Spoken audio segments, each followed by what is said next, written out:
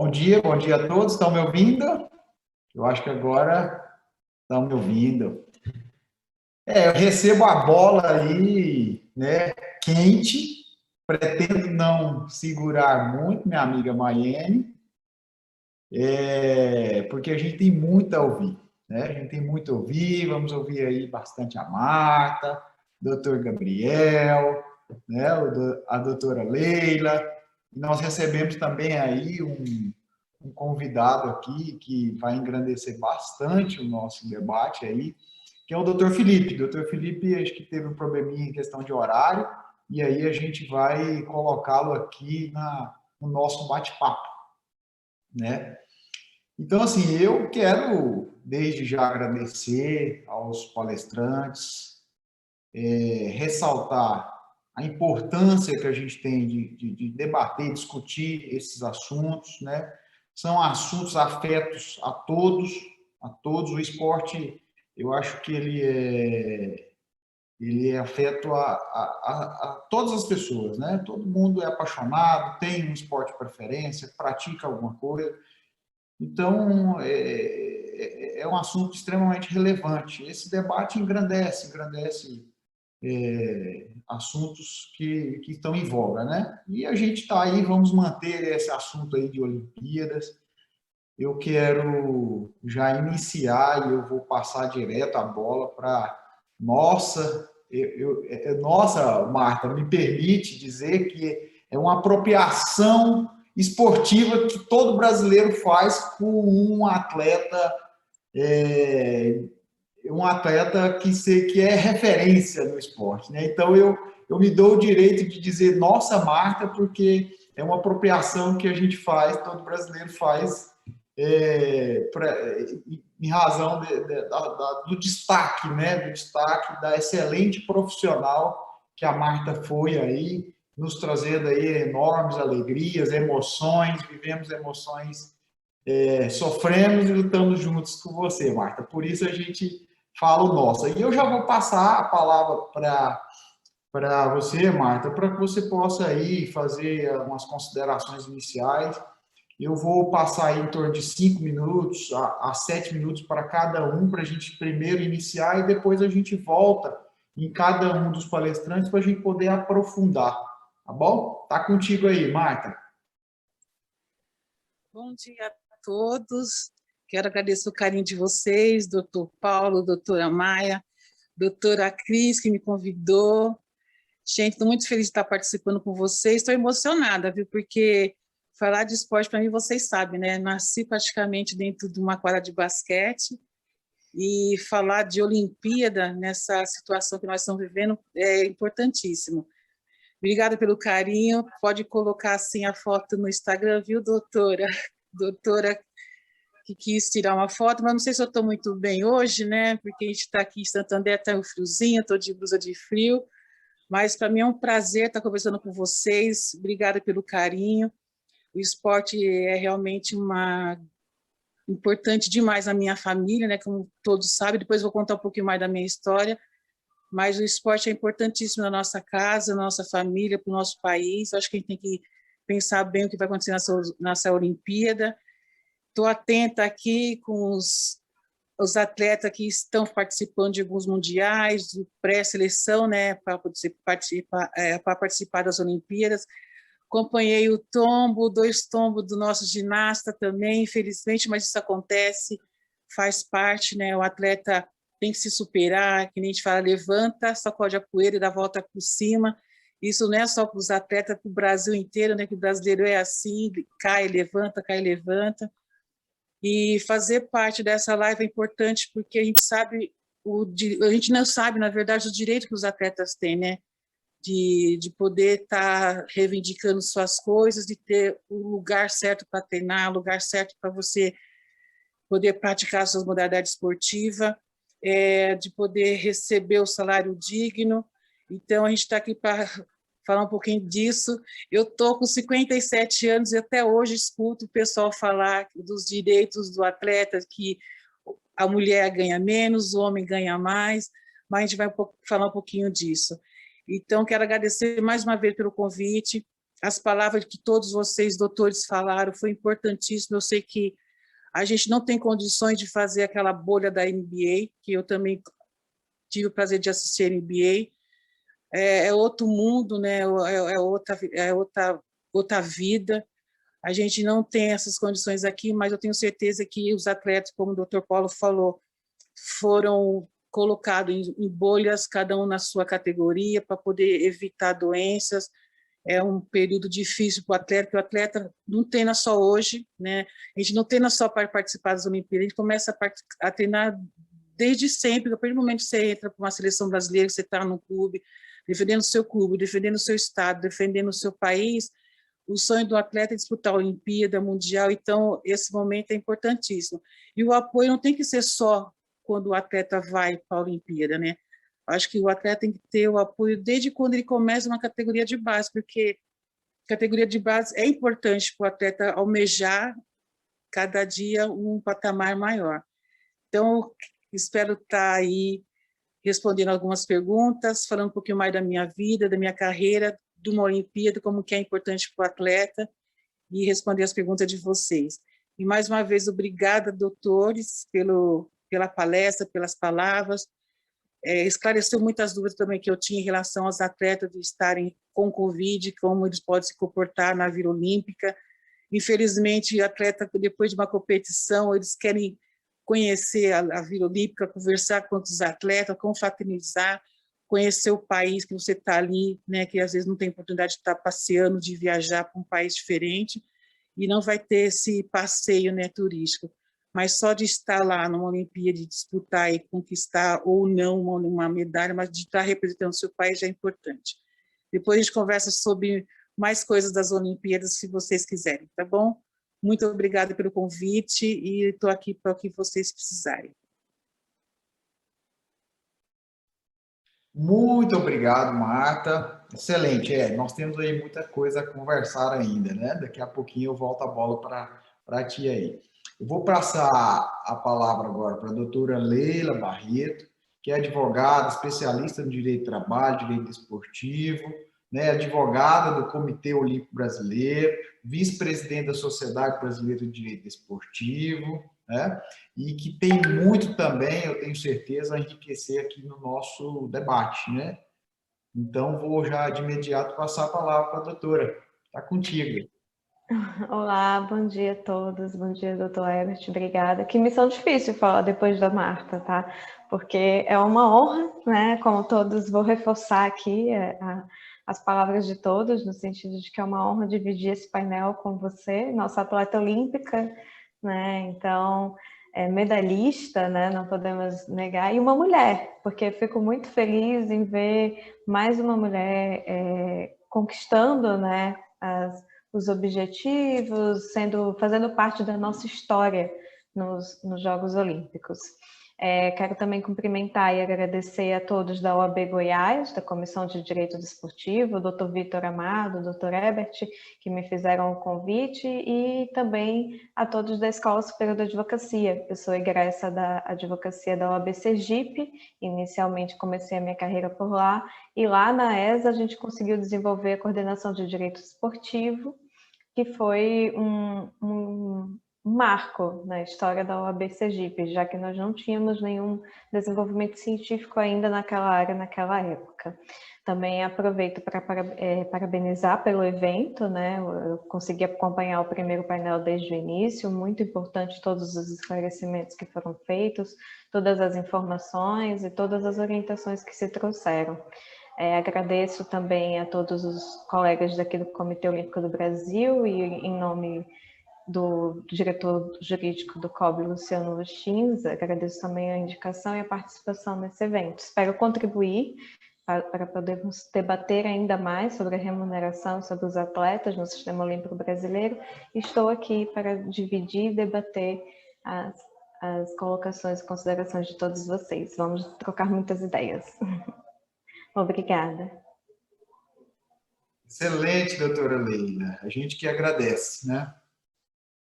Vamos também já passar, então, a palavra aí ao nosso querido doutor Gabriel Costa, colega que na última reunião da nossa Comissão de Direito Desportivo participou e nos instigou aqui bastante em vários assuntos. Estamos aqui ansiosos já para a nossa próxima reunião, que está com a pauta enriquecida em razão dos assuntos trazidos pelo Dr. Gabriel.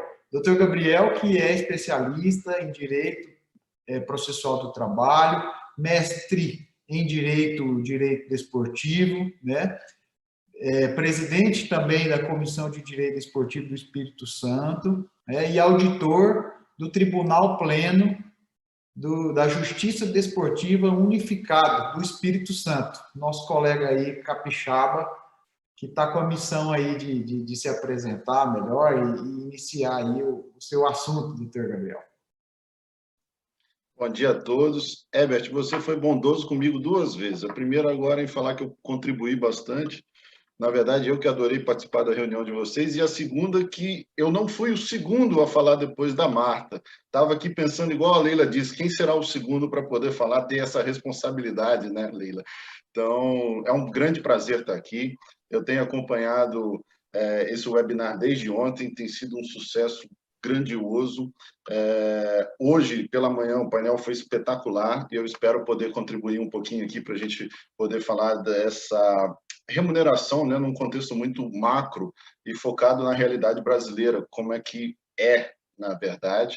E eu tenho certeza que vai ser muito bom esse painel também, principalmente tendo a Marta, tendo o Felipe, tendo a Leila e sob a sua condução, Herbert. Ótimo, doutor. Temos aí, né, como eu antecipei, o doutor Felipe vai nos acrescentar aqui também. É um prazer, doutor Felipe, recebê-lo aqui. O doutor Felipe, que também é mestre em Direito Esportivo. O currículo aqui é extenso, hein? Eu vou resumir aqui, mas ele também é membro aí da Comissão de Direito Esportivo, da seção de São Paulo, conselheiro do Instituto Brasileiro de Direito Esportivo, né? E eu já vou passar direto a palavra aí para o doutor Felipe, para que ele possa melhor se apresentar e dizer também aí um pouco do que ele vai trazer para a gente. Doutor Felipe, está contigo. Obrigado, doutor Herbert. Obrigado pela gentil introdução. Dizer a vocês, eu vou até começar dizendo o seguinte, que hoje é um dia intenso, né? Eu não pude participar do primeiro painel, porque hoje eu vou contar para vocês. Hoje, da mesma maneira que o doutor Vitor Amado, hoje também é meu aniversário. Doutor Vitor, parabéns, vou me permitir aqui, parabéns para a gente, muita saúde para a gente. E, enfim, essa notícia, né, do amanhecer. A segunda notícia, eu tive uma audiência às 8h30, então por isso que eu não pude, ela acabou um pouquinho depois das 9 horas, eu não consegui, até acabei entrando, mas enfim, eu tive que sair. Aliás, até cumprimentar o meu colega que eu fiz audiência, um grande advogado de direito desportivo, Dr. Richard. É muito legal que o direito desportivo é isso, né? A gente vai encontrando nossos amigos, às vezes a gente está em lado diferente da mesa, em lado oposto da mesa, mas com muito respeito, muita cordialidade, e assim a gente vai seguir a nossa vida.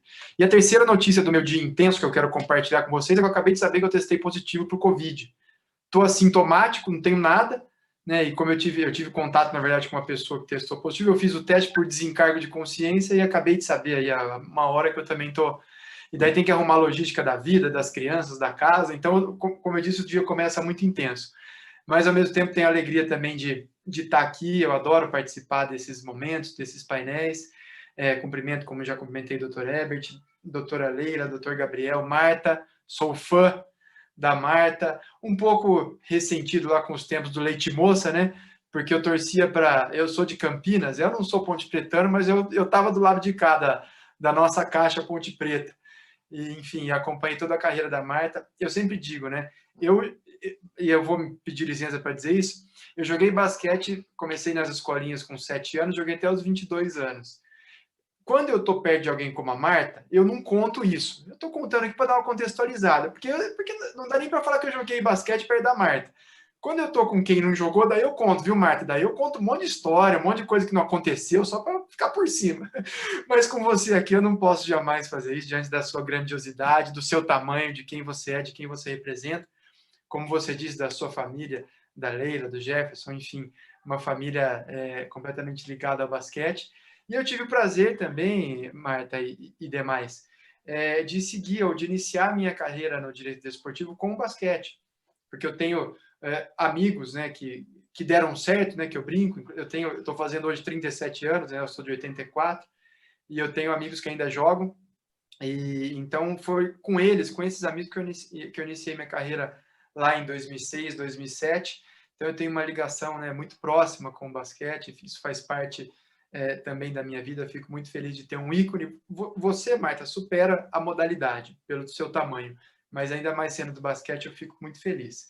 Queria cumprimentar também, ainda nessa fala introdutória, esse webinar, né, o segundo webinar Goiano Direito Desportivo, e a ideia de vocês trazerem esse tema sobre, enfim, os esportes aí chamados olímpicos, enfim, falar um pouquinho de remuneração, falar um pouco desse mundo que vai além do futebol. Claro que nós, atuando com direito desportivo, nós temos o futebol na nossa mesa, não tem como, né? Não tem como, e a gente gosta também, né? É claro que é uma modalidade que está mais à frente do ponto de vista econômico até, e das movimentações, das regras, enfim, de tudo isso. Mas eu sempre digo, né, que é muito importante a gente olhar o esporte como um todo, porque a gente, inclusive, consegue trocar soluções. Às vezes, alguma coisa que a gente aprende no basquete pode servir para o vôlei, para o futebol. Alguma coisa que seja ruim no vôlei ou no basquete ou no futebol pode servir para que o outro não repita o erro.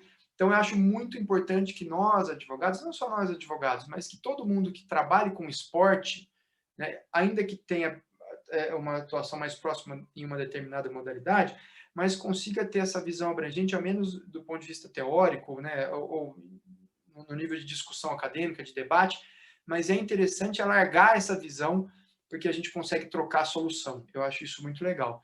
E um outro ponto também que eu acho interessante, e eu vi a Marta comentando que ela ouve há muito tempo, e eu vou falar aqui sem medo de errar, que eu vou apostar, Marta, que quando você jogava a categoria de base, você ouvia de alguns problemas que ainda são debatidos hoje, né? Que são os mesmos problemas de alguns anos. Você é jovem ainda, mas de alguns anos atrás, são os mesmos problemas que são debatidos hoje. E eu acho que aí nós que trabalhamos com esporte, seja em qualquer ciência, no direito, no marketing, na administração, na gestão, nós temos que nos dedicar muito para esses debates, porque a gente pode ajudar com a nossa expertise, com o nosso conhecimento, né, com a ferramenta que nós temos, no caso a ferramenta jurídica, a contribuir com o desenvolvimento do esporte. Eu acho que no fim do dia, né, é isso que a gente deve se preocupar em fazer, né? É aquela velha história da gente se preocupar mais com que... eu acho essa frase muito boa, né? Mais com legado do que com herança. Então, como que a gente pode deixar com a nossa ferramenta de trabalho, no nosso caso aqui o direito, a Marta com o talento e o treinamento dela, cada um dentro da sua especialidade, mas como a gente pode contribuir para fazer um esporte melhor. E no fim do dia, para oportunizar que crianças e jovens tenham a chance de praticar uma modalidade esportiva. Não necessariamente elas vão virar Marta, mas vão ter a oportunidade de praticar uma atividade saudável para a cabeça, para o corpo, para a vida em sociedade. Então, acho que nós temos esse papel e de certo modo, eu espero que a gente possa sair desse debate com algumas sementinhas plantadas, com algumas reflexões para a gente ter e poder desenvolver o nosso caminho. E assim eu finalizo essa minha fala introdutória, agradecendo mais uma vez o honroso convite. Excelente provocação, doutor Felipe. Essa questão de problemas que a gente já discutia há 10, 15, 20 anos atrás, a gente ainda debate, né?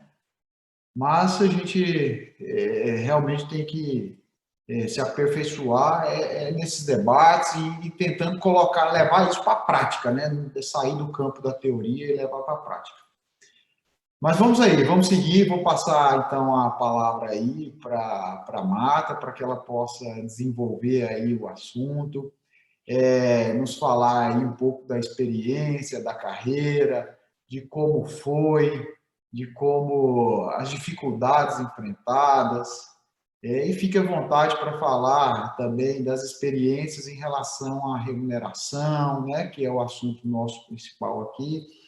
Tá, Marta? Tá contigo aí para que você possa desenvolver. Aí você tem aí na faixa de 10 minutos, mas se precisar também pode ficar com a palavra aí, tá? Tá contigo.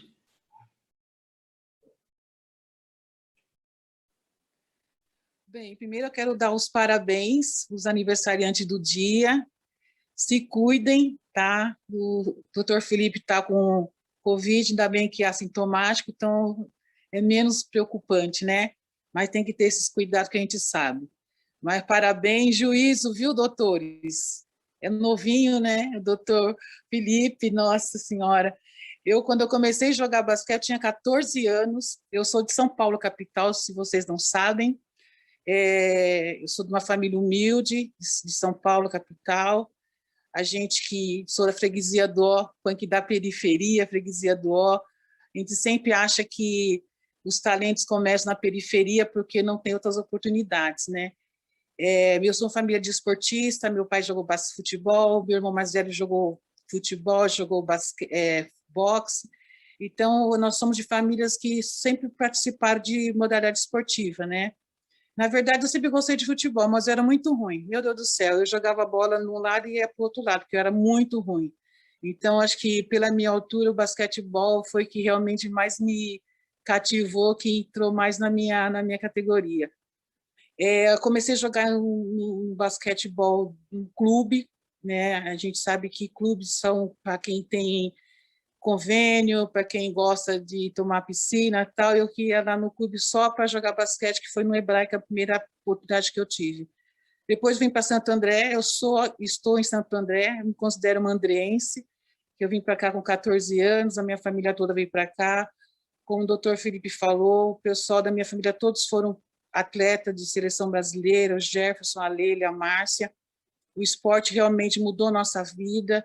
Eu acho que, para mim, acho que a maior saída era realmente o esporte, né? E a gente gosta de fazer as nossas brincadeiras, que é a bola de basquete de um lado e o caderno do outro, porque a gente sabe que os dois andam juntos, a educação e o esporte andam juntos. E eu falei assim que desde quando eu me conheço por gente, eu sei da dificuldade de ser mulher e fazer esporte. Meu pai, quando eu falei que eu ia jogar basquete, falou assim, não, esporte primeiro não é para mulher. Segundo esporte não é para mulher e não é para você que você é pobre, você não tem como pagar um clube. Então, a gente tem que dar oportunidade para as pessoas que gostam de esporte ter um lugar para poder participar. Eu montei o Instituto Lance Livre, que as crianças não pagam nada, precisam de patrocinadores para as crianças poderem fazer atividades, tudo. Eu tive a chance de também poder jogar num clube que eu não tive que pagar. Eu acho que não tem que ser pago uma atividade esportiva, tem que ser de graça. E eu tive essa oportunidade de jogar basquete e não cobrar, não ter que pagar para isso. O meu Instituto Lance Livre não cobra para poder fazer atividades. Lógico, né, que a gente está parado, como tudo nesse país, como tudo no mundo está parado. A gente faz aglomerações com as crianças, então não tem como fazer atividade física, infelizmente. Eu estou sentindo falta, eu parei de jogar basquete há mais 20 anos, eu estou sentindo falta de atividade física. Imagina essas crianças que ficam o tempo todo dentro de casa, somente numa comunidade que todo mundo sabe que é pequeno, moram às vezes 5, 6 pessoas dentro de uma casa, e a gente sabe que é difícil controlar uma criança, e o Instituto Lance Livre era para isso, para pegar as crianças que ficam dentro de casa ou que ficam na rua a fazer atividade física, mas infelizmente hoje não está podendo fazer isso.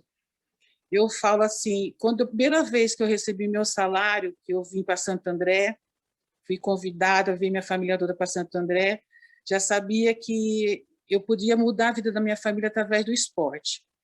E foi aí que eu me dediquei mesmo, porque eu sabia que eu não queria para minha família passar dificuldades, que eu vivi numa comunidade, numa favela, todo mundo sabe que favela é difícil, nem todas as pessoas que moram lá são pessoas ruins, mas tem pessoas más.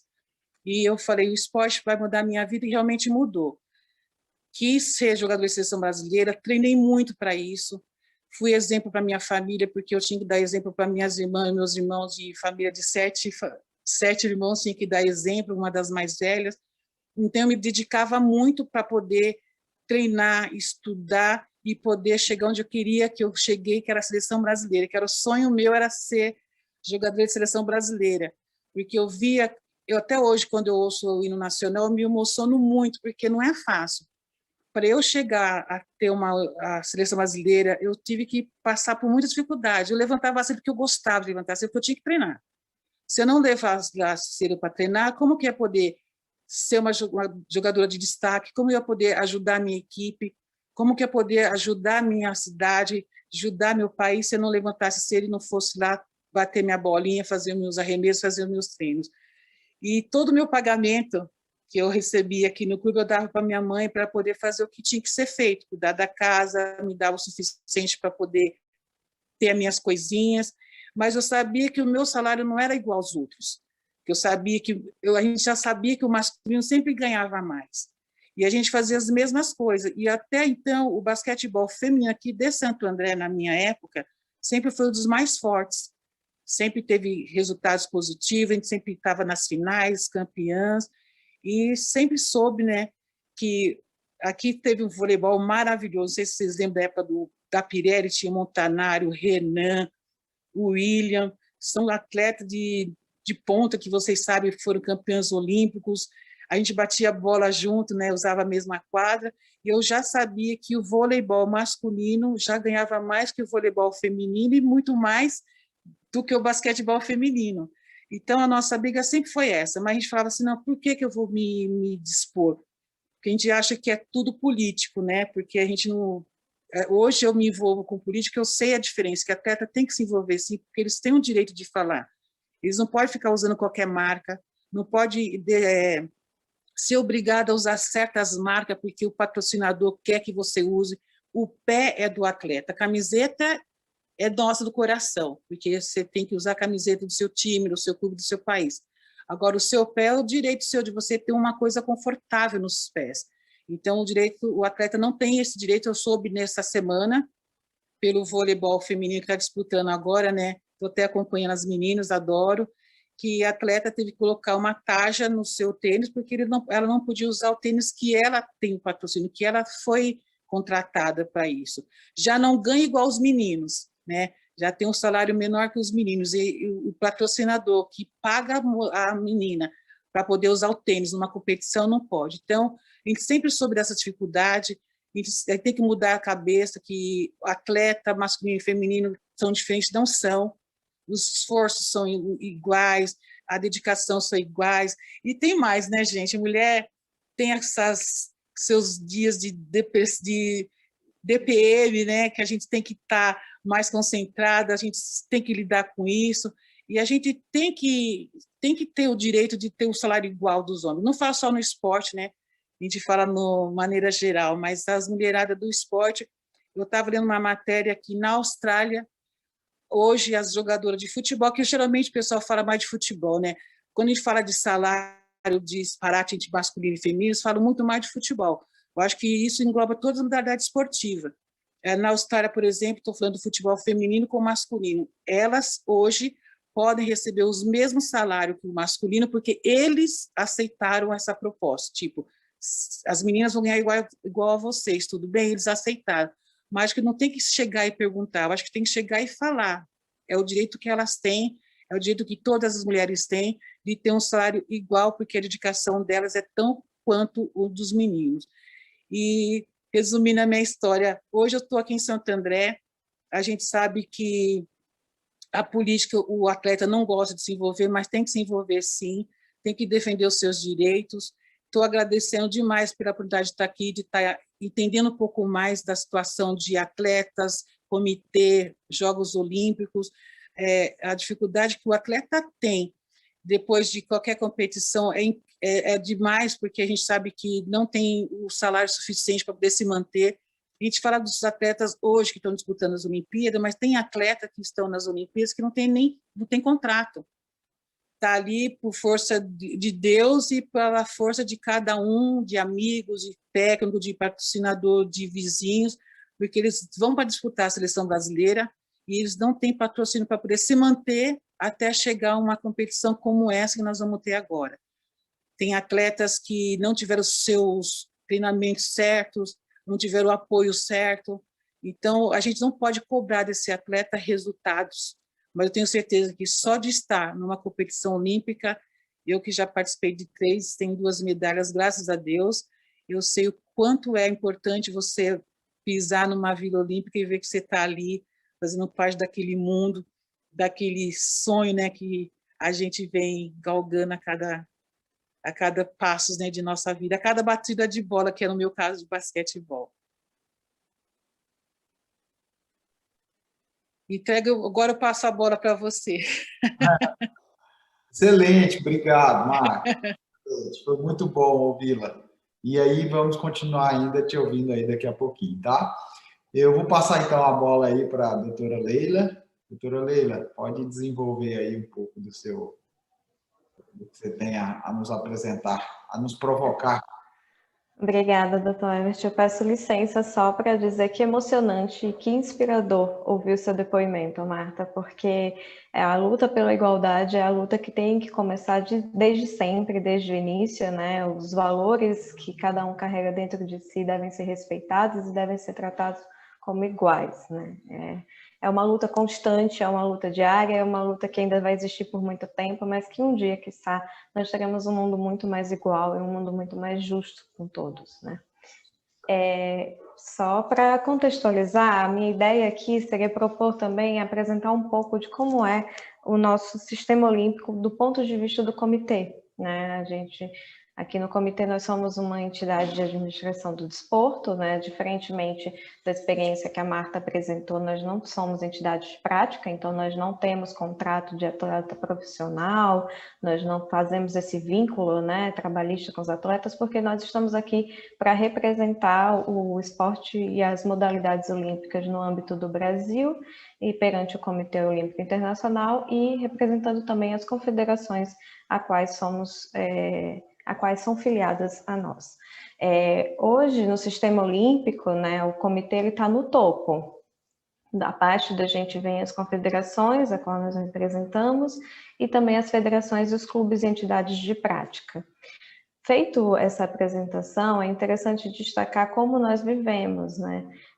Se eu não me engano, foi no painel anterior em que se falou de onde vêm os recursos do COI em relação aos comitês organizadores dos Jogos Olímpicos.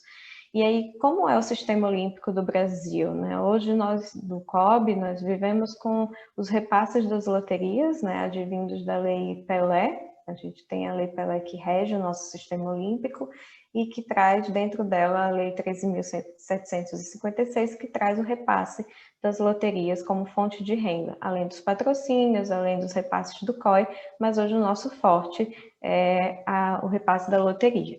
Por termos o repasse da loteria, nós temos a transparência da nossa relação e a das nossas contratações também.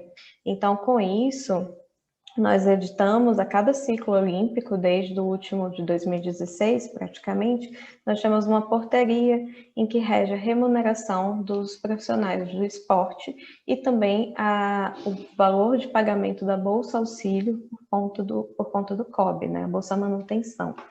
Então, desde 2018, mais especificamente, a nossa portaria ela regula o pagamento de profissões de alto rendimento, né, a preparação e o suporte para os profissionais de alto rendimento, que sejam eles técnicos, preparadores físicos, fisioterapeutas, apoio técnico, todas as áreas envolvidas diretamente com a prática desportiva e que serve como espelho para a contratação ou noção de piso e de teto salarial para o mercado de trabalho esportivo.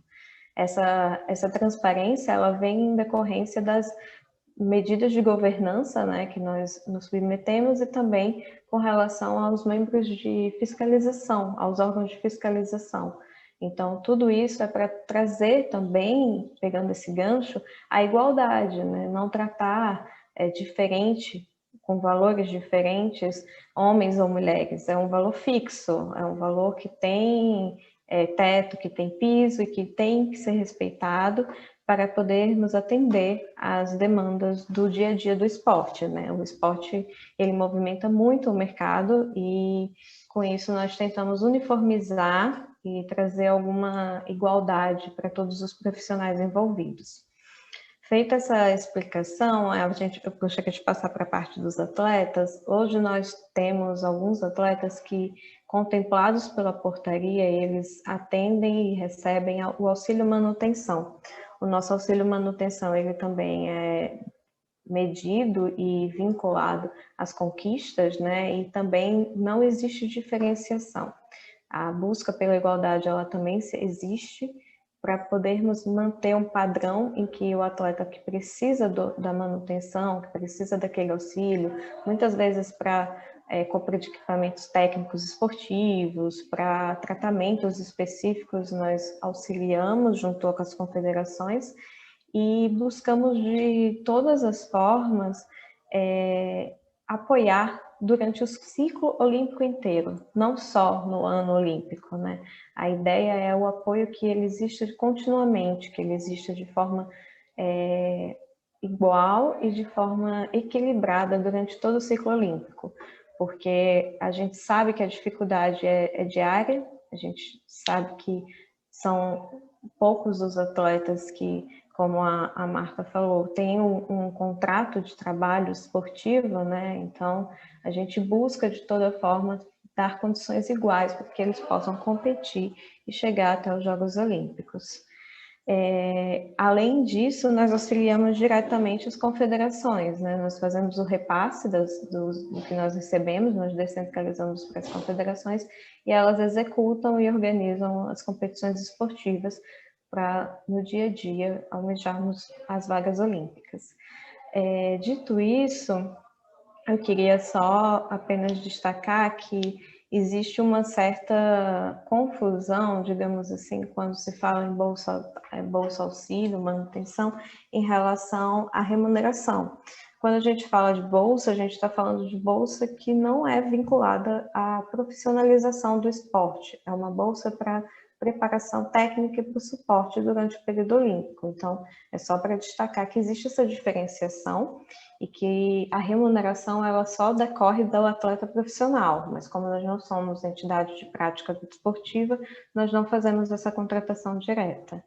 É isso, eu queria só destacar, né, do ponto de vista olímpico, a nossa luta diária para fazer tudo isso acontecer de forma igual, de forma transparente, dentro dos princípios da boa governança e garantir a todos o acesso e a participação nos Jogos Olímpicos, que com certeza esse ano acontecerão em Tóquio, dentro de todas as medidas, de todos os cuidados, e nós estamos nos esforçando ao máximo para contemplar um evento que seja saudável e que seja seguro. Muito obrigado, doutora Leila.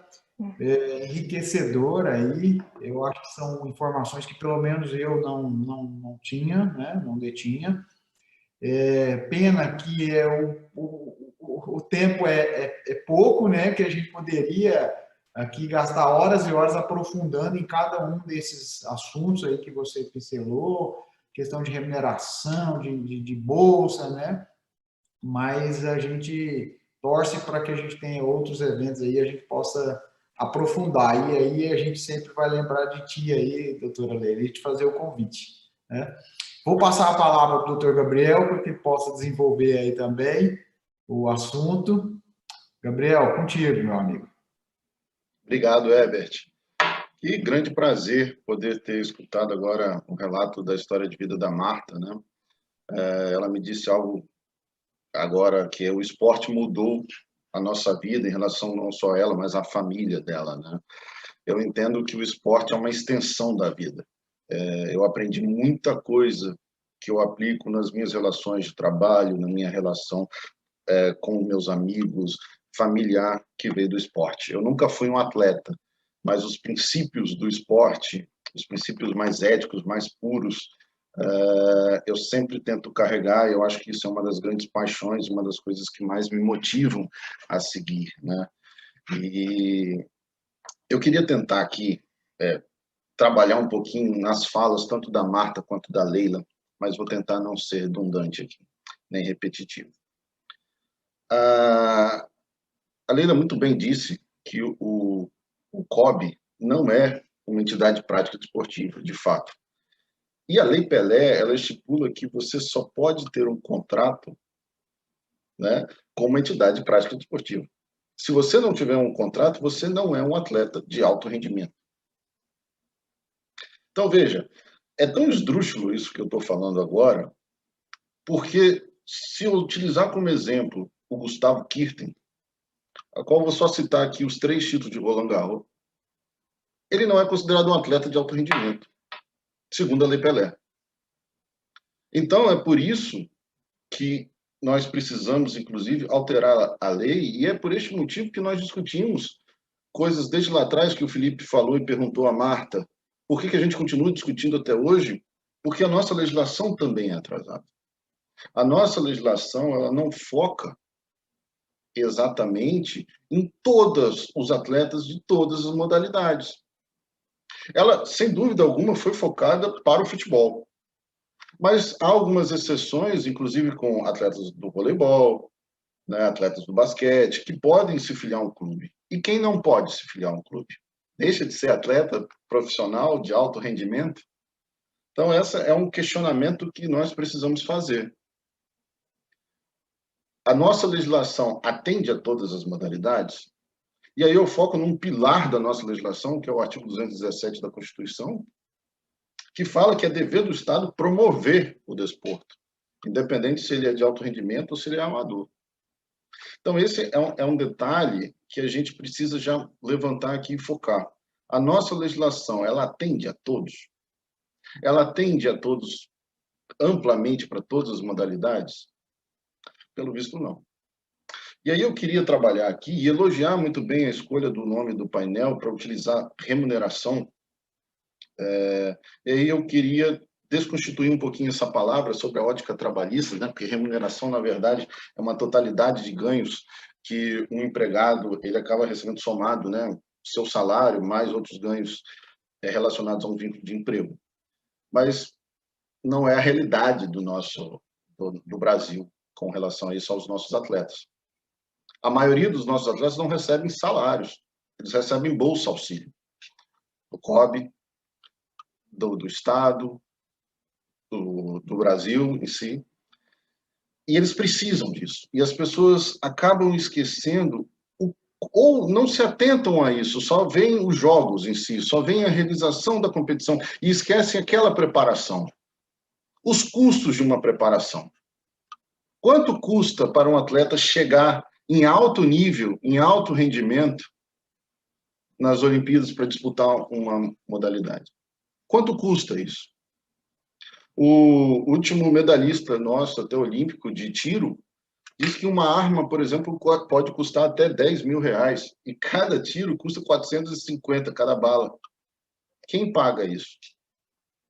Como dar esses elementos? A sapatilha de um atleta que vai correr os 100 metros. São caras, são elementos especiais. O material de treino. Sem falar nos outros, nas outras questões que ele precisa ter, as assessorias que ele precisa ter, técnica, de fisioterapia, médica, assessoria inclusive de advogados especialistas nessa área, que possam orientá-los da melhor maneira possível.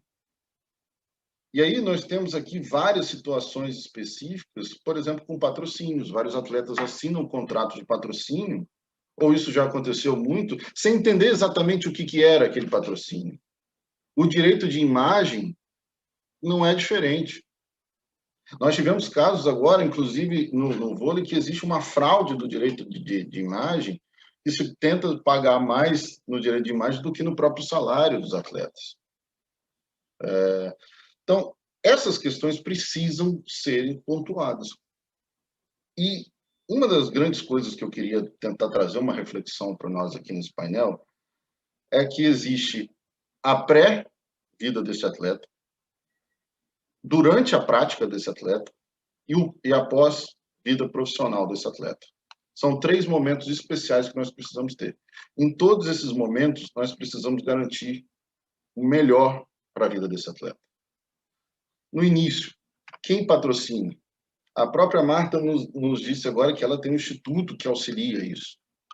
Existem modalidades como lei de incentivo ao esporte, que é para fomentar escolinhas, fomentar ONGs que possam elevar novos atletas. É de lá que nasce, é o berço. Mas quem alimenta isso? Quem leva esses materiais para todos treinarem lá? Quem pode levar esses atletas? Viagens de competição. Quem paga a passagem de ônibus, quem paga a passagem de avião é caro.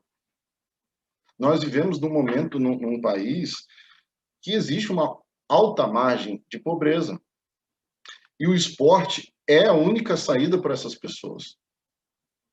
É uma saída que ele agarra com todas as chances, ele junta duas coisas. A Marta até mencionou para nós aqui agora que isso foi muito importante para a família dela.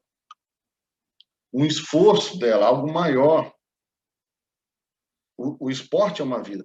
Então, você tem que trabalhar desde o início das crianças para ela ter formação. O Felipe mencionou agora que ele chegou no início a ser um atleta. Eu nunca tive essa oportunidade de ter pessoas que me assessorassem e falassem: você precisa melhorar tal coisa, você precisa ir nesse sentido. Eu nunca tive isso. Quero acreditar que por isso eu não dei certo na carreira esportiva. Mas ainda bem que eu estou aqui na advocacia esportiva. Mas isso é necessário para o fomento do esporte, para as modalidades.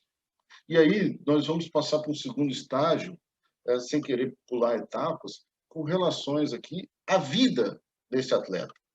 Veja, eu falei de cursos com treinamentos, mas e a outra parte da vida dele? Você não pode ter um atleta que trabalha durante o dia e vai treinar à noite. Isso não é atleta profissional. Esse atleta precisa estar com foco 100% ali.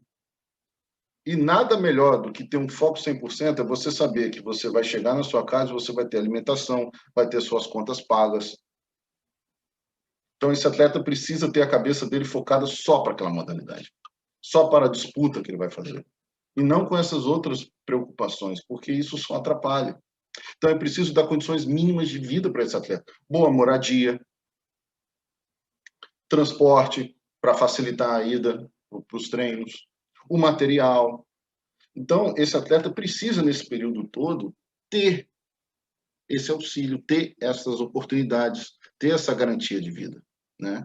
E nós temos aqui alguns pontos que eu quis até mencionar aqui, até para utilizar de reflexão com os meus colegas de painel, com relação às bolsas. Nós temos essas bolsas de auxílio, por exemplo, que vão de R$370 a R$15.000 para o atleta que subiu ao pódio.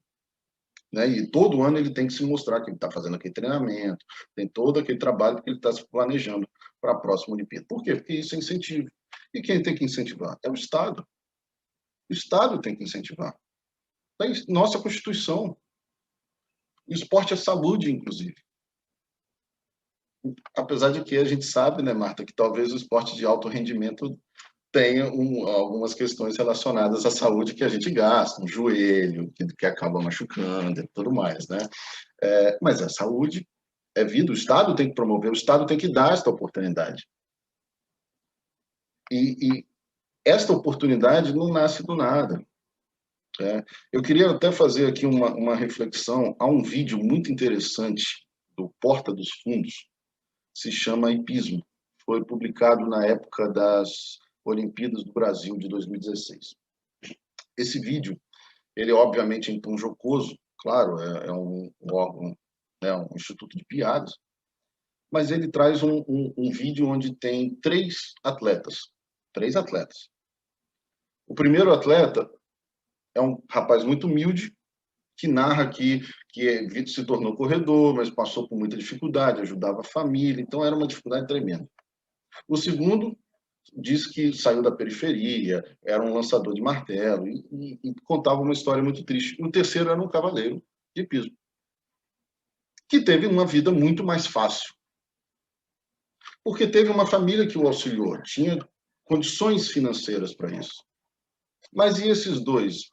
O Estado tem que focar nesses dois, principalmente, porque eles precisam ter todo esse auxílio, porque, pela ideia do vídeo, eles tinham um extremo talento, mas se não tivesse alguém para empurrá-los, se não tivesse alguma verba para alimentá-los, eles não iam chegar. E quantos atletas nós perdemos no meio do caminho? Quantos? Mas talvez o mais importante é quantos atletas que a gente pode perder a oportunidade de tirar de uma vida difícil e dar uma condição melhor.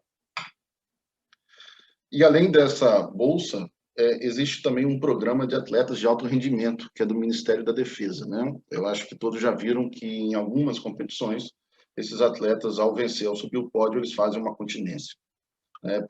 ou quando disputa alguma modalidade, há o símbolo do Exército, salvo engano, da Marinha, né? Porque existe um programa do Ministério da Defesa que faz o pagamento, um soldo de salário, né, para esses atletas, para que eles possam ter alto rendimento e possam disputar e alcançar grandes condições. E aí eu deixo outra reflexão para nós aqui.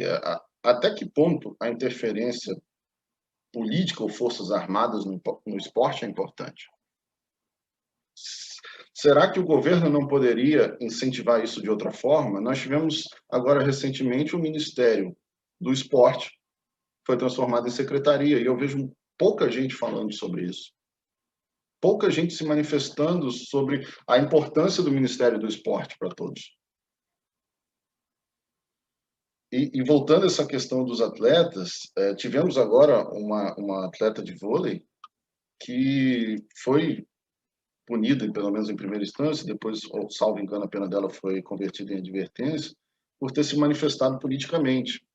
Mas será que bater continência ao subir num pódio não é um tipo de manifestação? Ou é um mero agradecimento? Ora, estão pagando as contas daqueles atletas. Mas será que esse é o melhor meio? Será que isso não quebra aquela filosofia do esporte, que o esporte não pode ter alinhamento político? Afinal, o esporte é um excelente controle de massa. Nós já vimos isso em União Soviética, nós já vimos isso numa briga com os Estados Unidos e demais países socialistas. Manifestar, como a Marta falou, se posicionar sobre questões políticas, eu acho extremamente importante. O atleta tem que fazer isso como pessoa. Ele deve fazer isso. Ele precisa fazer isso. Mas será que ali, no jogo, será que ele não passa algum outro tipo de mensagem para aqueles que estão assistindo? Qual é a mensagem, afinal, que se quer passar?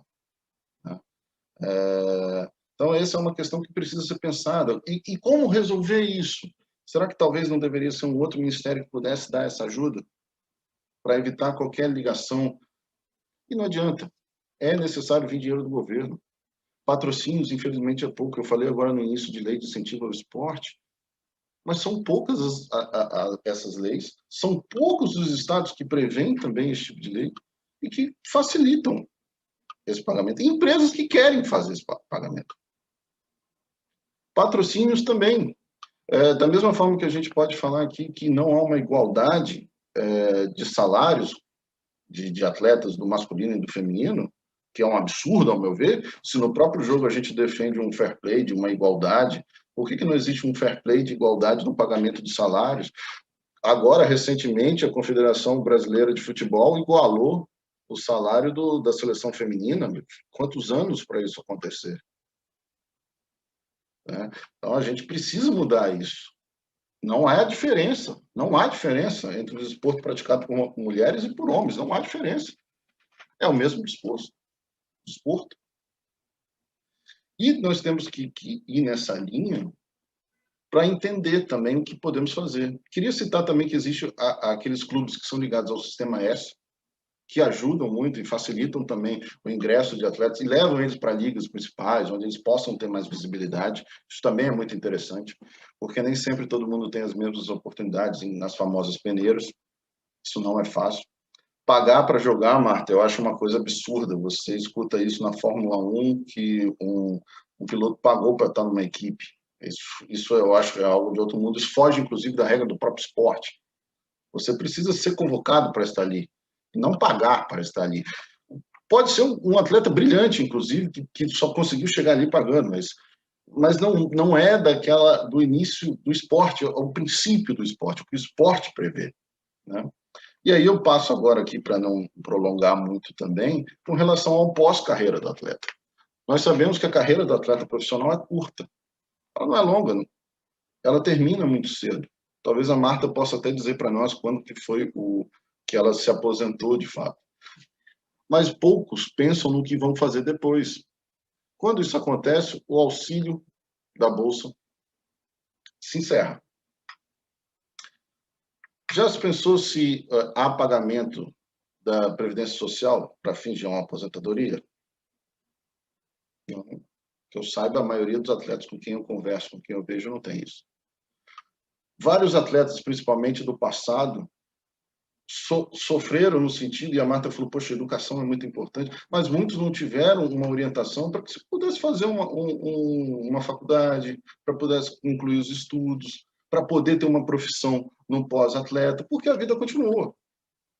E as pessoas não pensam muito nisso. É muito mais fácil você só ver os jogos e tudo mais, e depois. Nós aplaudimos esses atletas enquanto estavam lá disputando. Nós temos que continuar fazendo isso depois e dando maior apoio. Mas o melhor momento é enquanto eles estão no auge, conseguir dar a eles o melhor para o futuro, prever o futuro.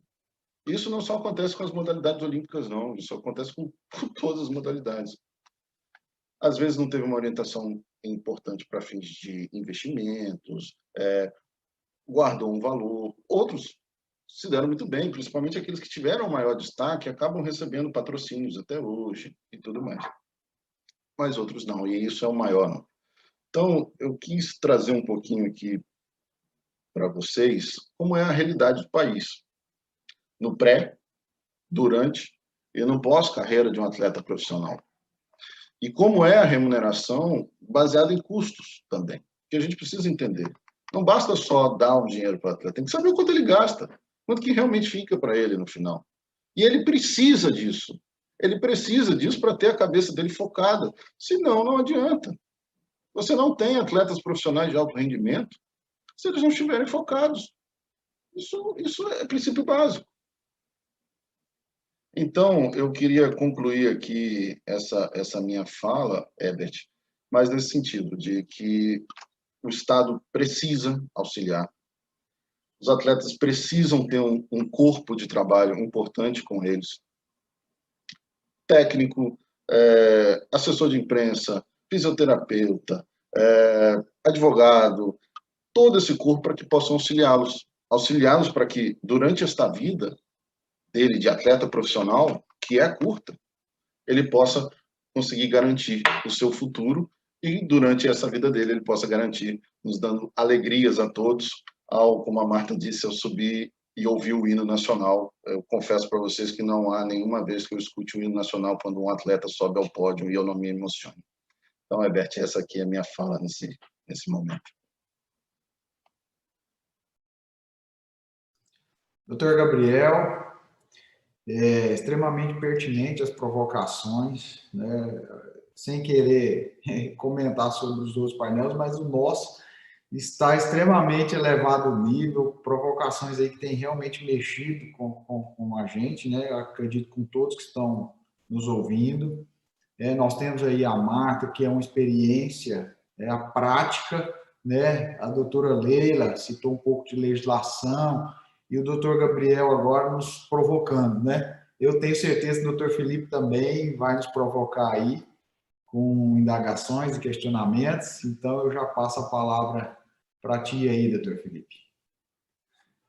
Obrigado, Herbert. Na verdade, depois eu vou fazer uma reclamação formal, oficial aí a você, ao Vitor e a toda a organização, por me deixarem por último nessa sequência, porque, poxa vida, depois de brilhantes exposições e reflexões trazidas aí pela Marta, pela doutora Leila, pelo Gabriel, fico numa situação aqui que não é muito fácil, mas vou tentar também trazer a minha contribuição. Enquanto eu ouvia atentamente os meus colegas, eu me lembrei de um contrato que me chegou há alguns dias, que mostra um pouquinho dessa questão que foi, acho que, muito explorada pela Marta, né?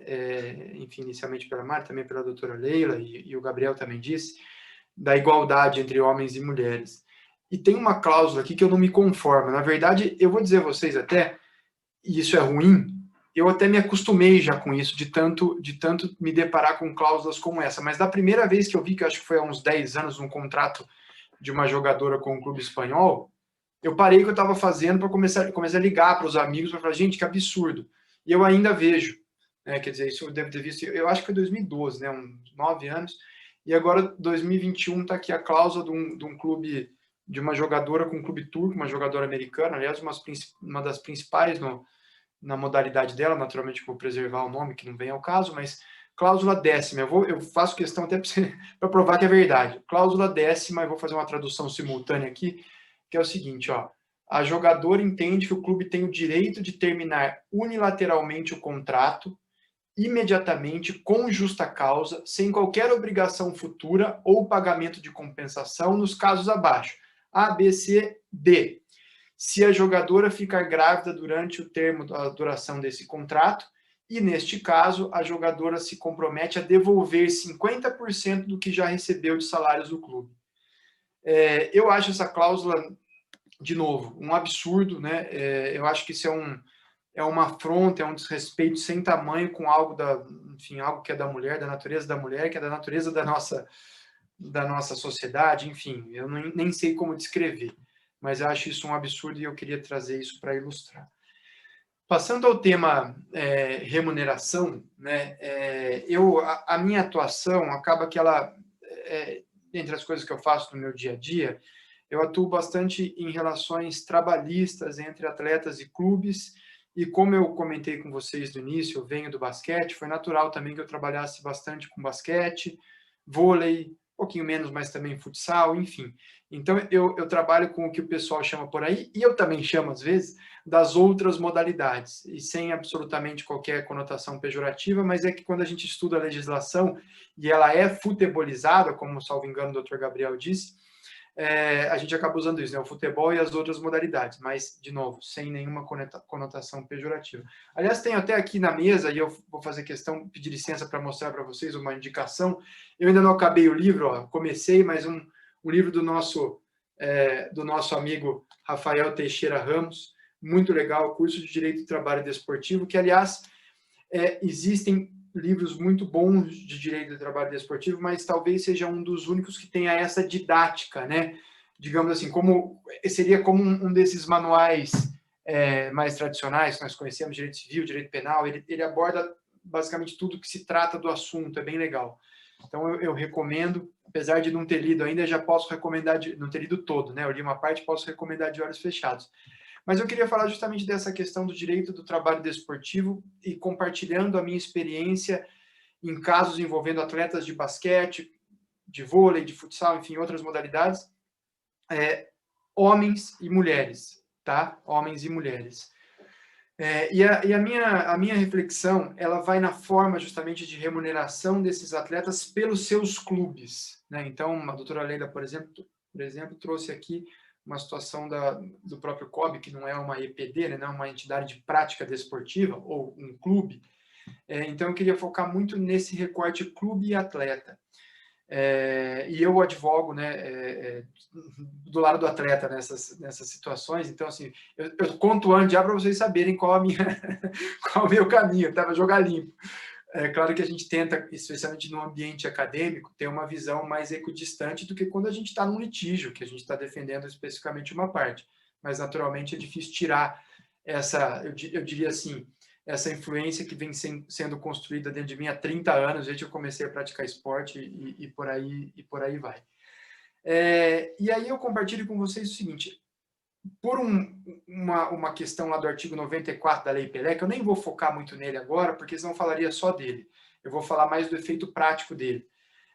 Os clubes das tais outras modalidades, né, que não o futebol, eles estão, em tese, facultados a celebrar o contrato especial de trabalho desportivo com os seus atletas. Isso é uma interpretação do artigo 94 com o 28, parágrafo 5º da Lei Pelé. Aliás, esse artigo 94, como eu disse, eu acho que ele padece de uma inconstitucionalidade, ele não se coaduna com os princípios desportivos do artigo 2º da Lei Pelé, tive até a oportunidade de já escrever e falar sobre isso, mas eu vou focar no que isso implica.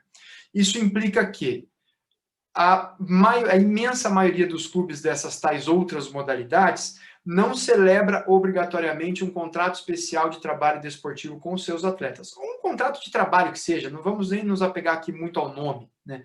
Porque, de novo, a gente tem na CBF um contrato padrão, então todo contrato vem com aquele nomezinho, né?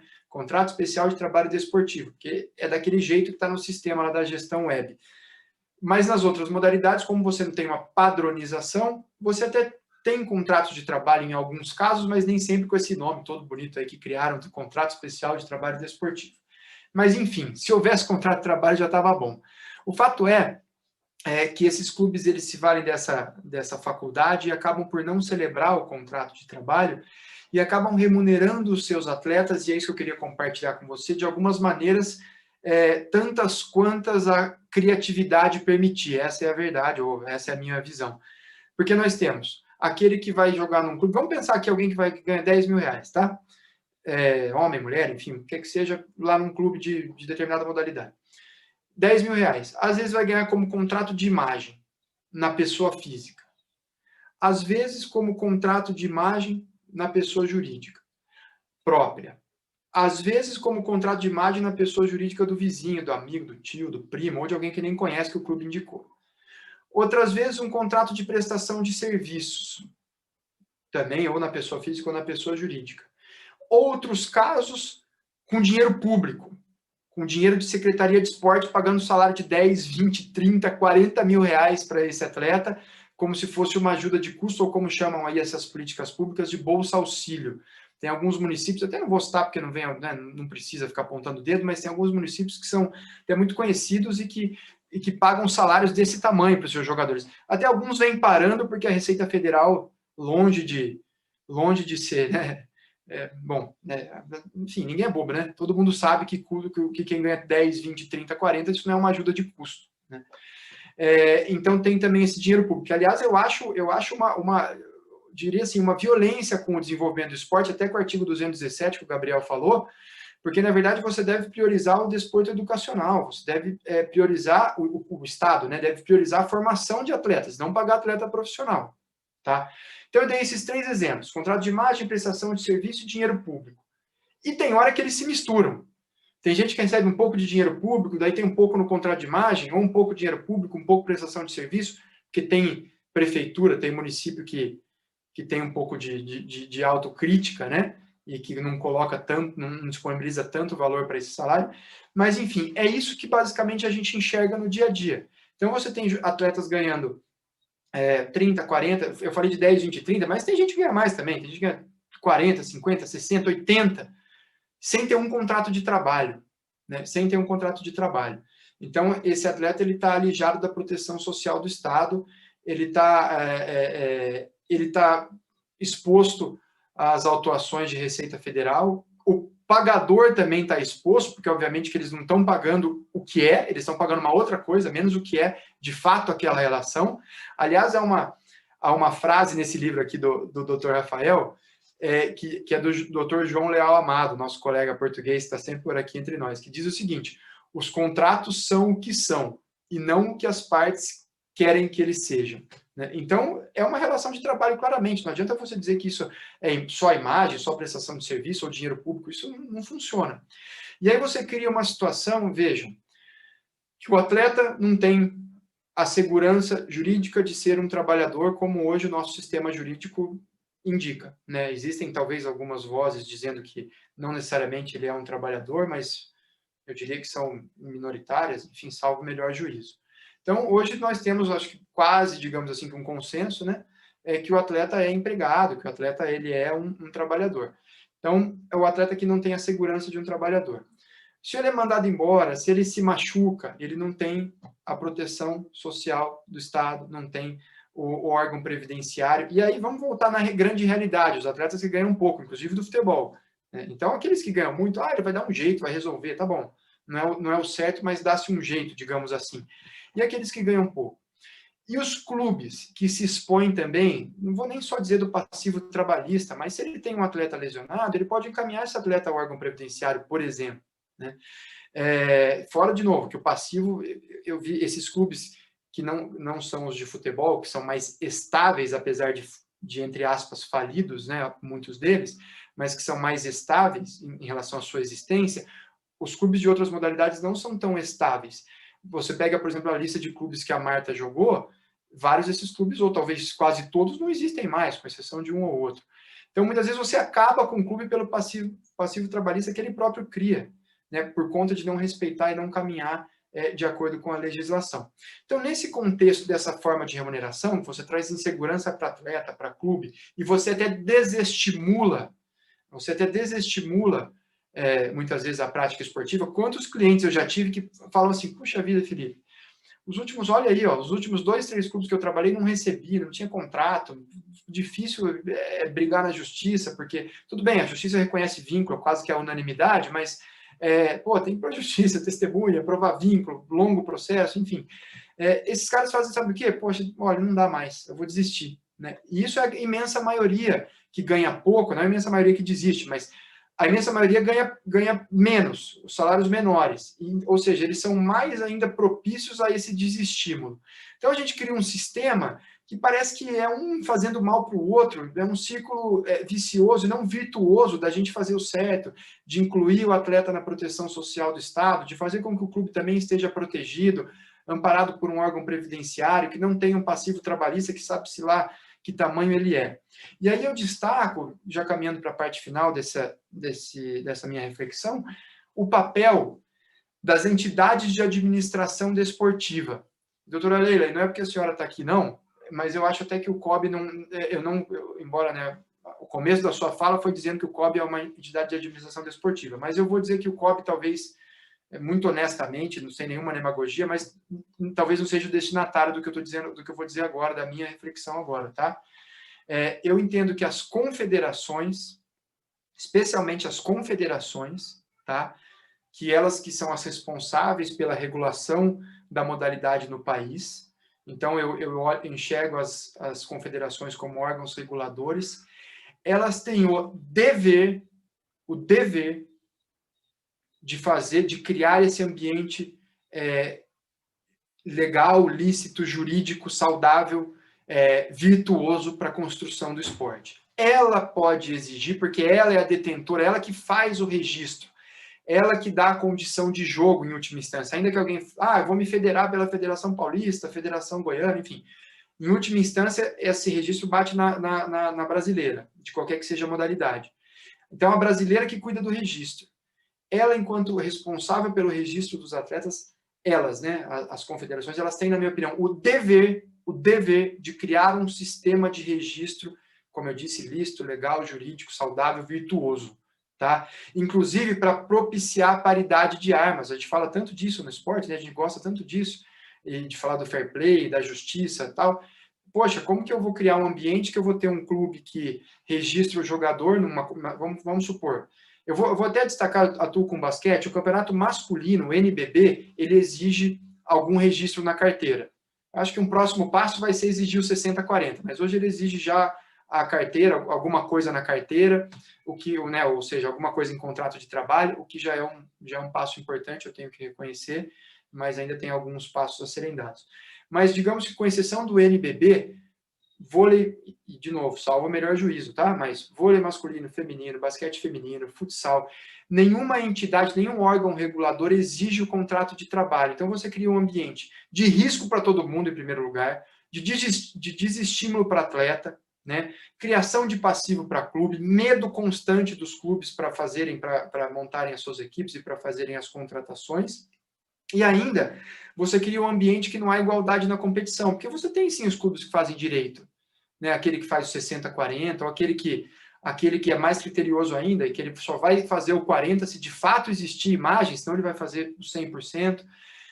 E esse cara vai competir muitas vezes com um clube que pega dinheiro público, né? Dinheiro da gente aqui, que é transformado num salário travestido de bolsa auxílio. Então, é um ambiente completamente desequilibrado. Então, por isso que eu conclamo esses órgãos reguladores, que são as confederações ou as entidades de administração nacionais, para que exerçam a sua função para criar esse ambiente no que diz respeito aos contratos entre clubes e atletas, para que a gente possa melhorar essa condição. E não há segredo, não há segredo. Acho que todo mundo também gosta de esporte, já leu aquele livro, né? Que a bola não entra por acaso, né? Alguma coisa assim, acho que é do Ferran Soriano, se não me engano. É isso, a gente não vai ter bons resultados se a gente não tratar bem os nossos atletas, se a gente não proteger os nossos clubes. Veja, como eu disse, eu advogo para atleta, mas é uma relação ganha-ganha, todo mundo tem que se dar bem. O clube também tem que estar protegido e o contrato de trabalho serve para proteger ambos. Fica mais caro. Amigo, paciência. E eu falo isso para os meus clientes atletas também. Você vai ganhar um pouquinho menos, mas você vai ter o fundo de garantia, você vai ter o seu 13º. A sua cláusula, se você for mandado embora, você vai ter a cláusula compensatória. O clube tem o INSS, ele tem a previsibilidade do jogador, do que ele tem de gasto do jogador, que isso é primordial para quem é gestor. Então, nós precisamos ter esse ambiente, construir esse ambiente, ainda que se tenha algum ajuste de pagamento de salário, para que seja um ambiente... aquela velha... Eu dou esse exemplo muitas vezes. Mas se eu tiver que pagar imposto, diminui o salário.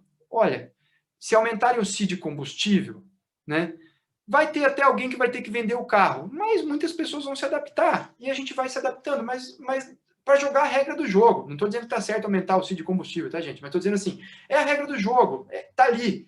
Né? Se eu quiser ter um carro, eu tenho que jogar esse jogo, eu tenho que pagar esse CID de combustível que está ali dentro do preço da minha gasolina. De novo, alguns talvez não consigam, outros vão se ajustar, gastam um pouquinho menos aqui em outro lugar para poder andar de carro. Outros não vão nem sentir. Enfim, faz parte. Mas a gente precisa pensar nesse ambiente mais saudável, de uma maneira mais abrangente. Eu acho que isso é, sem dúvida nenhuma, um estímulo para a prática esportiva, para a paz. Quem aí, todo mundo aqui conhece atleta, temos uma aqui, os atletas se sentem bem quando estão no clube em que recebem em dia, direitinho, com contrato, com tranquilidade.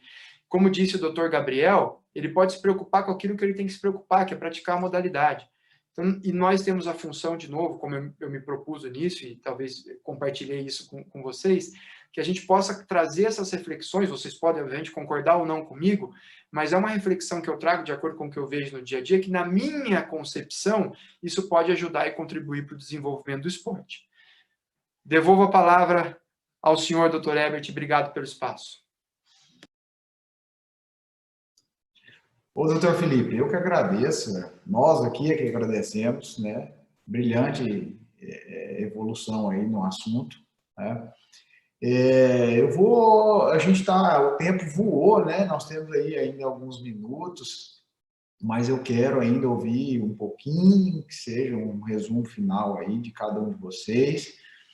Eu vou passar a palavra para a Marta. Marta, e aí, o que você ouviu aqui que você está aí encucada, né? Quero ouvir de você e quero também a sua opinião aí, eu quero saber a sua vivência em relação ao apoio governamental, como é que foi isso? Se tem isso, aquela questão que o doutor Gabriel falou, o pré, durante e o pós, qual que é o relacionamento seu, a sua vivência, seja sua ou seja de colegas aí de profissão? O que eu tenho que falar, nossa, eu estou aprendendo muito para variar, né? A gente não tem esse entendimento jurídico, né, que o atleta deveria saber. Eu vou só relembrar, quando eu joguei aqui na Pirelli, como é uma empresa de pneus muito grande, eu recebia um salário pequeno, registrada, e recebia, pelo outro contrato, recebia por direito de imagem, né? Então, eu vou contar, desde quando eu comecei a jogar na Pirelli, que eu fiquei 10 anos, quando eu saí da Pirelli, que fui para Sorocaba, eu recebi todos os direitos que estavam no registro da carteira, que não era muita coisa, porque era o mínimo que poderia ser registrado naquela época, né? E eu saí com todos os meus direitos, recebi os direitos que eu tinha que receber e pronto. Só que, quando a gente vai para outros clubes, e vários clubes que eu joguei, os contratos são realmente, como o doutor falou, de você tomar cuidado de não engravidar durante o período de contrato. O nosso contrato era apenas de 12 meses. Aquele 12 meses, lógico, eu sempre fui muito dedicada, gostava de sair e tal, mas eu não namorava, então não tinha essa preocupação. Então, eu treinava direito, fazia minhas partes, mas tinha jogadoras que elas eram casadas, a Hortência foi casada, teve filho durante um período, lógico, né? Então, acho que não é cabimento você colocar para uma mulher que, sabendo que ela é genitora, que ela é uma mulher que vai ter filho no momento da sua vida. Por exemplo, agora, a Fernanda Garay, ela não vai mais jogar o ano que vem porque ela quer ser mãe. Então, ela teve essa preocupação de se dedicar apenas à modalidade esportiva dela. Eu não acho justo você colocar numa cláusula de contrato esportivo, pelo menos para uma mulher, que ela não pode engravidar. Se ela é uma pessoa casada que tem a sua vida, independente disso, ela tem os direitos dela. Aconteceu. Imagine se ela engravida no momento mais difícil, se ela se machuca. Como já teve exemplos de jogadora de torcer um joelho e não ter mais condições de disputar o campeonato naquele período. O que vai acontecer com essa jogadora? Muitos fazem a cirurgia do jeito que dá, no pior carniceiro, que eu falo aquilo porque eu já vivi isso com pessoas muito próximas a mim, né? De ela fazer a cirurgia, de eu ter uma potência como jogadora e depois de uma cirurgia feita em qualquer lugar, porque já não me serve mais, porque machucou no meio do campeonato, vou trazer outra, vou diminuir o salário dela, vou ter que pagar a fisioterapia depois da cirurgia, e ela, depois que ela se recuperou, ela não volta para aquele clube que ela se machucou. Ela é posta, colocada a procurar um outro clube. Eu acho que isso não tem um direito, os atletas não têm direito nenhum de se sentir seguro nos clubes. Então, quando eu jogava, a minha preocupação de nunca me machucar. Como você vai falar com um atleta que se joga na bola, depende do esporte que você pratica, você corre o risco de se machucar. Eu tenho meus dedos todos cortados, machucados, faria isso tudo de novo, estar jogando, disputando campeonatos, defender a seleção brasileira, que é o sonho que a gente tem. Só que nós temos preocupações também. Eu era rimo de família, então, como eu disse, o meu salário era todo para minha casa, porque até então meus irmãos mais velhos começaram a trabalhar, que era o mais velho que eu, minhas irmãs começaram a trabalhar, só que eu tinha condições de dar uma coisa melhor para minha mãe, para o meu pai, para minha família, então eu ajudava mais em casa, então eu sabia que eu era o rimo de família. E a minha preocupação sempre foi eu fazer um contrato bom, para eu poder ficar bem no meu contrato, que nem eu fiz uma live ontem que o rapaz colocou uma coisa que eu vou falar para vocês. Eu faço esporte coletivo, mas só que na hora que eu vou fazer meu contrato é individual. E a hora que eu vou fazer meu contrato, eu penso assim, eu quero ganhar bem porque eu tenho que pensar em manter minha casa onde eu moro, porque nem todos os lugares que você vai como contratante, eles te dão moradia, eles te dão alimentação. Às vezes no seu contrato anual está assim, você vai ganhar X, mas você vai pagar água, luz, telefone, sua alimentação é por sua conta. E eu, como era rimo de família, eu fazia isso, contratando, pagava minhas coisas em Sorocaba, por exemplo, se eu morasse em Sorocaba, e mantinha a casa dos meus pais aqui em Santo André. Então, a minha preocupação é sempre de fazer o contrato, nunca foi mais do que um ano, o esporte amador nosso não tem o direito de fazer que nem o futebol faz de não sei quantos 2, 3 anos. A gente era de uma temporada só, era 12 meses e pronto. Às vezes nem era 12 meses, né? Dava 10 meses de contrato, porque você ficava sem ter onde correr. Então, o que o doutor falou, a gente precisa de pessoas, de advogados, sim, do esportivo, para poder nos orientar. Eu, infelizmente, desculpa, hoje eu vou fazer faculdade esse ano, né? Iria fazer, né, com a pandemia, a distância ficou meio complicada, mas eu só consegui me formar depois que eu parei de jogar basquete, já faz 20 anos, foi a pergunta que o Felipe fez, né, doutor Felipe fez, eu parei, faz mais de 20 anos que eu parei de jogar basquete, tenho 57, jogo Master, amo jogar Master até hoje, faz parte da minha vida, voltar, rever os amigos, rever aquelas confraternizações de quadra, mas a gente não tem segurança nenhuma quando separa. Tem gente que vive bem hoje porque conseguiram guardar, tiveram orientação, tiveram uma cabeça boa, mas tem muitos atletas que foram de seleção brasileira, que tiveram oportunidade e que não souberam guardar dinheiro suficiente, que hoje não estão em boas condições. Eu não falo só do basquete, às vezes tem no futebol também, que a gente ouve algumas coisas de atletas do futebol que não souberam, né, de guardar dinheiro para poder ter um final, né, uma velhice bacana. A gente não tem planos de saúde, se a gente não pagar o INSS à parte, você não vai ter um seguro. Então, a gente precisa realmente de uma orientação jurídica para poder fazer com que a gente não caia em armadilhas, né? De fazer um contrato que você se amarra, o direito é só do contratante, você que é do contratado, você não tem os seus direitos. É um absurdo você falar isso para uma mulher, estou inconcebida desse contrato, eu nunca soube, eu nunca fiz um contrato assim, mas eu sei que se, é tipo assim, né? Não está escrito, mas toma cuidado, né? Se você for namorar, você pega, toma seus cuidados de mulher, né? Mas eu estou muito feliz de estar participando dessa live. Eu acho que tem muitas coisas ainda que tem que ser discutidas, muitas coisas têm que ser colocadas. Eu, como ex-atleta olímpica, a gente não sabe muitas coisas, né? Como a doutora disse, em relação ao COB. A gente não sabe muitas coisas, que a gente não se interessa, porque o atleta, eu falo para mim, o atleta é o quê? Pegar a bola, ficar jogando e não quer saber o que acontece fora das 4 linhas. Infelizmente é isso, mas Hoje, eu acho que o atleta tem que saber, sim, o que está acontecendo com o seu patrocinador, que tipo de patrocínio você tá colocando na sua camiseta, se o material dele não está afetando a mata, não está afetando o meio ambiente, não está afetando que tipo de material você está colocando dentro de quadra. Então, a gente tem que pensar muito nisso, né? Então, tem muita coisa que a gente tem que aprender, tem muita coisa que a gente falar ainda, e eu estou muito feliz de estar participando aqui com vocês, é uma aula, sempre aprendendo, e obrigada pelo carinho de todos vocês. Não sei se a gente tem tempo ainda para ficar falando, porque rápido, né, passa a nossa conversa, mas estou muito feliz de estar aqui e estou à disposição de vocês para qualquer coisa que eu possa estar ajudando em relação a atletas, né, que tem muitos atletas que estão totalmente perdidos, não só da minha época, da minha geração, que eu sei que tem muitos que estão precisando de auxílios ainda, porque tem muitas coisas do passado ainda envolvidas no presente, e os atletas de hoje que precisam ser orientados com patrocinador, de contratos e muito mais.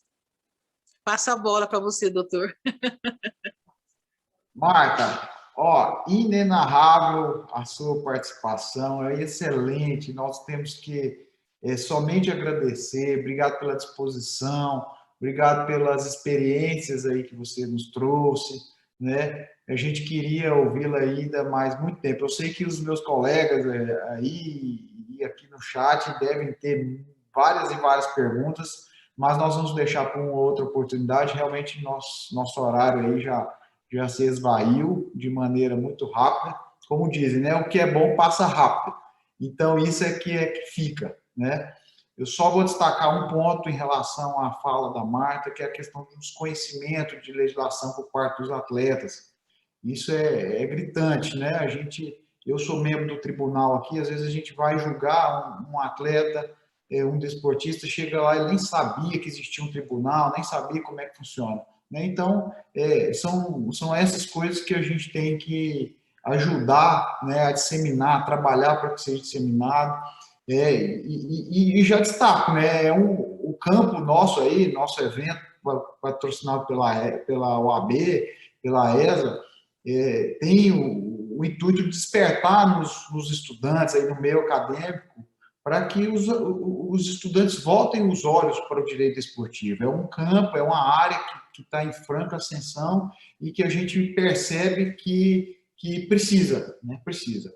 Eu vou rapidamente aqui passar a palavra, então, à doutora Leila. Vou dar aí, doutora Leila, você me perdoa, 1 minutinho, 1 minuto e meio, para que você possa despedir da gente. E depois... Pode. Desculpa um pouquinho, doutor Albert, eu queria só o seu contato depois, eu queria conversar com o senhor, se fosse possível, e muito obrigada a todos, viu, pelo carinho de vocês. Um abraço. Um abraço, Marta, obrigado. Doutora Leila, tá aí, 1 minutinho, 2, depois já passo para o Gabriel e para o Felipe depois para despedir, tá bom? Tá joia, muito obrigada. Serei breve por conta do tempo, mas eu queria só aproveitar e fazer 2 pontos da fala do Gabriel e do Felipe. Primeiro do Felipe, que já foi reiterada pela Marta, sobre a questão da gravidez. Até quando os nossos direitos enquanto mulheres serão questionados?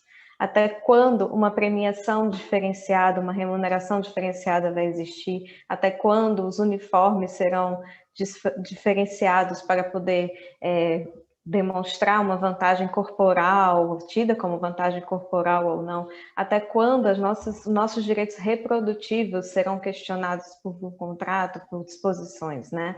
Então, assim, a gente tem que lutar sempre para sermos ouvidas, para sermos tratadas iguais, para não termos desinteresse no esporte, porque hoje uma das causas de evasão feminina do esporte é justamente essas condições relacionadas à maternidade e aos direitos reprodutivos. Então, a gente tem que lutar por uma igualdade, acreditando sempre que o futuro vai ser melhor. A gente tem que garantir isso para quem está vindo, para quem está crescendo e quem está buscando essa representatividade. Então, as meninas que buscam representatividade em outras atletas, elas precisam se sentir seguras em ambientes seguros e ambientes que lhes darão condições de igualdade. E com relação, já também encerrando, ao que o Gabriel falou sobre o pós, né? Como eu estou aqui representando o Comitê Olímpico, eu vou puxar um pouquinho a minha sardinha e falar um pouco do Instituto Olímpico Brasileiro. Eu convido a todos vocês a conhecerem no nosso site, nós temos esse braço acadêmico e a gente desenvolve um programa chamado Programa Carreira do Atleta, que é um programa que é desenvolvido para o pós, auxiliar os atletas a se reconduzirem dentro do mercado de trabalho. Então, dentro dos requisitos, é um trabalho que a gente vem disseminando e que um dia eu espero que seja grandioso, ainda maior do que já é hoje, mas eu convido vocês a conhecerem um pouquinho desse braço acadêmico que nós temos aqui no COB e que é um orgulho para a gente. Feito isso, eu reitero os meus agradecimentos a todos, dou os meus parabéns ao Vitor Amado, ao Felipe, né, que fazem aniversário hoje, desejo saúde, e digo também que vocês fazem aniversário com uma outra entidade muito conhecida, hoje também é aniversário do COB. Hoje nós completamos 107 anos de desenvolvimento e fomento ao esporte olímpico, então parabéns a vocês e a todos nós daqui também. Um prazer conhecê-los, Dr. Herbert, Gabriel, Felipe e a Marta. Muito obrigada pelo convite mais uma vez e foi uma honra dividir esse painel com vocês. Ótimo, muito obrigado, doutora Leila. Gabriel, contigo. Obrigado, Herbert. Marta, queria fazer aqui uma ressalva de que não existe ex-atleta. Uma vez atleta, sempre atleta, né? Não existe isso. Leila, é um grande prazer, Felipe também é um grande prazer. Ao Vitor Amado, um grande amigo, quero aqui desejar um feliz aniversário, quero agradecer pelo convite, né, da Comissão de Direito Esportivo da OAB de Goiás e também da ESA de Goiás. É um grande prazer estar aqui, eu tive a oportunidade, como o Herbert falou no início da fala, de poder participar de uma reunião ordinária de vocês, foi um grande prazer, foi um grande privilégio, inclusive aprendi bastante. Então, participar deste segundo webinar goiano de Direito Esportivo, para mim, é uma honra e eu estou muito satisfeito de poder estar aqui com vocês hoje. Queria deixar aqui um pouquinho da ideia, sendo um pouco rápido. Talvez nós precisaríamos rever a forma como é feito o esporte no Brasil, do início ao fim. A gente pode fazer uma menção aqui ao tão mencionado esporte americano, que lá se começa desde a escola, passa para o universitário, e aí você vai para os profissionais com ligas específicas. Eu acho que isso pode ser uma reflexão para o futuro que a gente pode trazer. Uma outra boa reflexão que precisamos fazer sobre as Paralimpíadas, né? Como são remunerados esses atletas também e o que eles precisam de apoio, que com certeza me parece ser muito mais do que os atletas que disputam as Olimpíadas. Então, eu acho que esse ponto aqui a gente precisa ter, focar, discutir para o futuro, né? Como disse ontem na abertura o ministro Caputo Bastos, eu acho que o direito desportivo é cada vez mais autônomo, é uma das coisas que eu sempre defendi e vou continuar defendendo. A multidisciplinaridade do direito esportivo é cada vez mais forte, né? Hoje, o direito esportivo não faz parte do direito do trabalho. Uma parte do direito do trabalho faz parte do direito esportivo. Então, eu acho que isso é muito importante, né, que a gente possa levar para frente e que possa auxiliar todos aqueles que precisam, não só atletas, clubes, entidades, federações, dentre outros. Então, fica aqui o meu agradecimento e estamos aí à disposição para o que vocês precisarem. Obrigado, doutor Gabriel. Doutor Felipe, está contigo. Obrigado, vou ser bastante breve. Eu gostaria também de fazer uma menção ao Instituto Brasileiro de Direito Desportivo, que apoia este evento de hoje, o segundo webinar goiano, que o Instituto Brasileiro de Direito Desportivo, eu faço questão de dizer, não só pelo apoio de hoje, mas externar minha gratidão, que no começo dos anos 2000 era basicamente a única fonte de estudo do direito desportivo e foi quem me ajudou a estudar e me apaixonar pela área e mais uma vez, dentro do seu pioneirismo, sempre apoiando tudo que se relaciona ao direito desportivo e também esse fantástico evento que vocês tiveram a iniciativa, Vitor, Herbert, toda a comissão, a ESA, fico muito feliz, cumprimento uma honra participar, fico muito feliz, como eu disse no início, poder compartilhar, poder refletir, que isso nos ajuda a utilizar melhor a ferramenta do direito para desenvolver o esporte. E como nós falamos aqui de... Aliás, doutora Leila, parabéns ao COB também. Que honra, hein? Nasci no mesmo dia do COB, hein, Vitor? Estamos bem, hein? Acho que eu nunca agora não esqueço mais o meu aniversário, pô. Dia do COB, agora adorei. Mas eu queria compartilhar, já que a gente falou um pouquinho aqui de da transição de carreira, né? Até a Marta falou um pouquinho, né? Enfim, do que acontece depois, do trabalho que o COB faz. Eu só queria comentar, estou aqui perto de alguns dos meus livros que estão aqui em cima, e eu queria mostrar para vocês um outro livro, eu adoro ler, enfim, é um livro muito legal, que eu me deparei andando por aí, que é esse aqui, ó, ele chama Quando o Esporte Te Abandona, né? Ele é em espanhol, nem sei se tem outra língua, eu achei entrando numa livraria, e ele conta um pouquinho da história de alguns atletas de futsal, o autor é Julio García Mera, e conta a história de alguns jogadores de futsal, como eles eram, né, enquanto eles jogavam, e o que eles sofreram na parada e como eles viveram essa vida pós-carreira. E tem uma frase desse livro que eu acho fantástica, que eu sempre lembro, que ele diz assim, que à medida que a carreira passa, você fica mais experiente, você conhece melhor o esporte. E aí, quando vai chegando no final da sua carreira, você sabe tudo daquele esporte, você conhece todos os atalhos, e de repente você para. Então ele diz assim, quando eu sabia todas as respostas, mudaram todas as perguntas, para ilustrar o momento em que o atleta para de jogar. E assim eu me despeço, agradecendo mais uma vez o convite, espero estar com todos em breve. Um grande abraço. Doutor Felipe, muito obrigado. Não só você, doutor Gabriel, doutora Leila, Marta, eu gostaria aqui em nome da OAB Goiás, da ESA Goiás, da CASAG e da Comissão de Direito Esportivo, IBDD e IGODD, todos aqui representados pelo nosso nobre colega aí, doutor Vitor. Agradecer a participação de vocês, o aceite ao nosso convite, foi extremamente enriquecedor. Doutor Vitor, o senhor me desculpa, se os outros painéis tiraram 10, o nosso tirou 11, tá? Foi excelente. Eu tenho certeza que você acompanhou aí, você viu. Então, é isso aí. Eu vou passar a palavra para você, mais uma vez agradecendo a participação de todo mundo, agradecendo também o convite, doutor Vitor, meu amigo aí de muitos anos. O Paulo Schmidt falou em Amadinho, eu já o conheço de Pastel. Eu chamo o doutor Vitor de Pastel, tenho essa intimidade, já estou aí revelando aí Ó, a gente tinha combinado, Herbert, que a gente não ia falar isso em eventos, né? A gente tinha combinado. Você quebra a regra. Eu fiquei de me vingar, viu, Pastel? Da última vez que você me colocou nessa saia justa. Agora você está na saia justa e está com a bola aí para despedir e fazer o encerramento formal. Doutor Vitor, muito obrigado. Obrigado, Marta, Leila, Felipe e Gabriel. Herbert, muito obrigado. Você é um irmão para mim, a gente está aí junto no direito esportivo já há bastante tempo.